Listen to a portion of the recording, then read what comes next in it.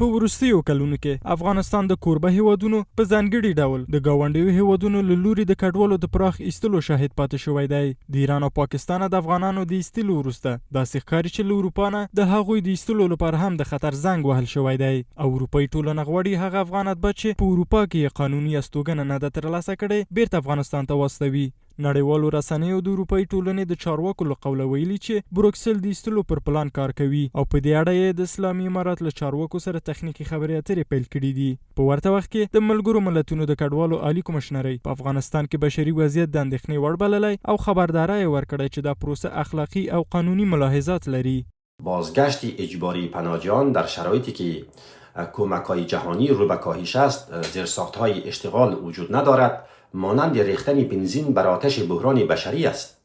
موفقیت یا شکست در این آزمون بستگی به این دارد که آیا اتحادیه اروپا در کنار اخراج مهاجران افغان بسته‌های حمایتی و انکشافی برای بازپروری آنها در داخل افغانستان ارائه می‌دهد یا خیر؟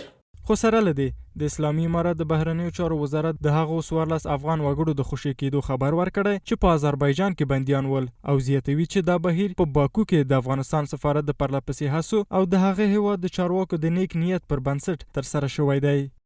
اتحادیه اروپا به جای اخراج مهاجران غیرقانونی برای دادن اقامت با اونها کار بکنه و همکاری بکنه.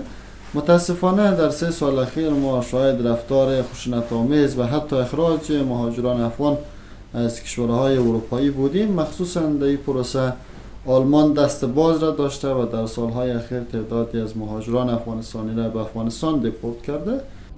د کډوالو لپاره د ملګرو ملتونو عالی کمشنرۍ وایي چې یوازې د زیږدیز نوي کال له پیل راهیسې د پاکستاني ځواکونو لخوا له 20,000 ډېر افغان کډوال نیول شوي چې ډیری یې د بلوچستان ایالت په بېلابېلو برخو کې دي.